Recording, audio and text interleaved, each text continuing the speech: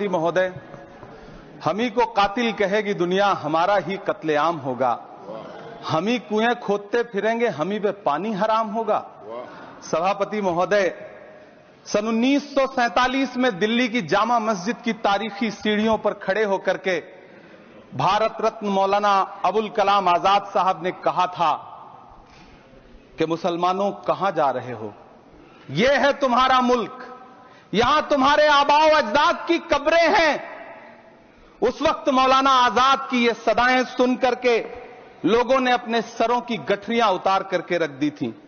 आज उसी दिल्ली में मौजूद देश की संसद में एक बिल आया है जो हमसे उसी जामा मस्जिद की सीढ़ियों के सबूत मांगेगा, जो उन्हीं सीढ़ियों के पास अपनी कब्र में सोए हुए मौलाना आजाद को फिर से कब्र से सदा देनी पड़ेगी कि ये जो कब्र है वो मेरी कब्र है, ये किसी सरकार की जागीर नहीं है।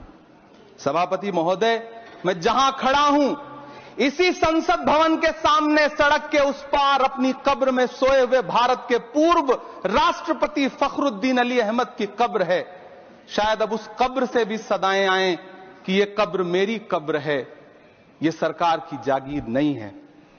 सभापति महोदय, मैं वक्फ कानूनों में किए जा रहे संविधान विरोधी बदलावों के खिलाफ बोलने के लिए खड़ा हुआ हूं। संविधान का आर्टिकल 14 हो, 29 हो, 30 हो, चीख चीख कर कहता है कि देश में सब बराबर के हकदार हैं। आर्टिकल 26 कहता है कि सबको अपने अपने मजहबी कामों के लिए मंदिर, मस्जिद, गिरजाघर, गुरुद्वारों का निर्माण करने का हक है और उसका रखरखाव का भी हक है।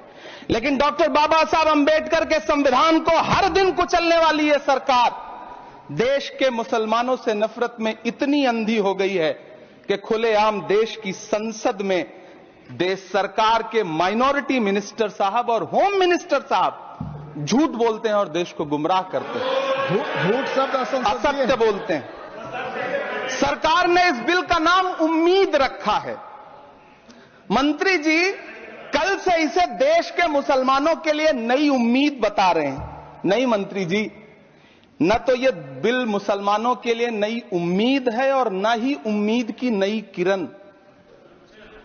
सभापति महोदय, भाजपा ने पूरे देश में वक्फ के नाम पर कई सारे झूठ फैलाए हैं। आइए आज उनकी सच्चाई पर बात करते हैं।